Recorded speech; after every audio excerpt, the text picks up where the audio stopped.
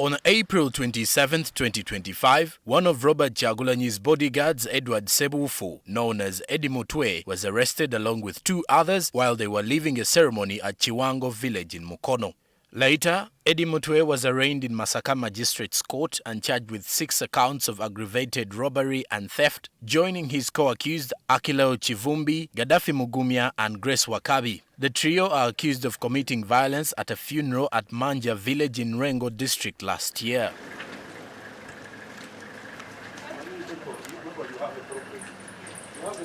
Kassimu Ssebudde, one of those kidnapped along with Eddie Mutwe, today showed up at the party headquarters in Kyagulanyi in Makerere, alleging that his kidnappers dumped him near his home in Mukono last night.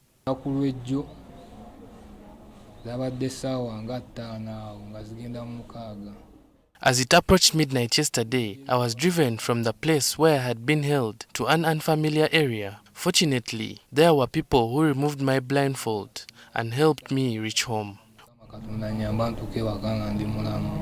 Ssebudde appeared to be in pain, with parts of his body covered in scars from the wounds he said were inflicted on him during the 3 weeks he spent in captivity. He told us that he and his colleagues, including Najib Kyagulanyi, who is still missing, were captured at Kiwango village in Mukono and taken to an unknown location. However, when they arrived at the place, they were separated. We were at a friend's function when suddenly strange men approached us and forcefully took us to an unknown location. Once there, we were separated and the ordeal of torture began. Ssebudde reveals that he was asked about his involvement with the NUP, even pressurized to share details about the gatherings at the party headquarters in which they behaved like soldiers.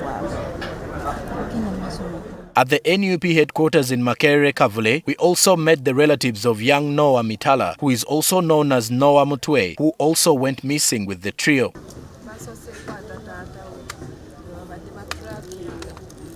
They first abducted his father and forced him to lead them to his son's house. Once they arrived at ours, they took him away. At that moment, I was in the bathroom bathing.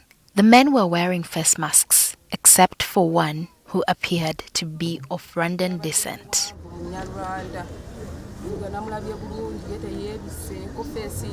She says her biggest wish is to know where her husband is being held and to stop the kidnapping. I am calling on the responsible parties to come forward and help us. We firmly believe that he was captured because he was speaking the truth. Something that the CDF and the president may find unpalatable. We urgently need justice and support in this difficult time. No law enforcement agency has currently confirmed or denied the kidnapping of Noah Mutwe. Abductions are a policy now, a government policy in Uganda, carried out by the military, spearheaded by the head of the military. These are signs of weakness. We are going into an election, and that's why they're doing this. Why? Because we are taking them into an election where they have no power. They know they have no support. We are going for a protest vote that they know they have no chance of winning. Therefore, they want to bring in violence because violence is their game. But we shall not stop.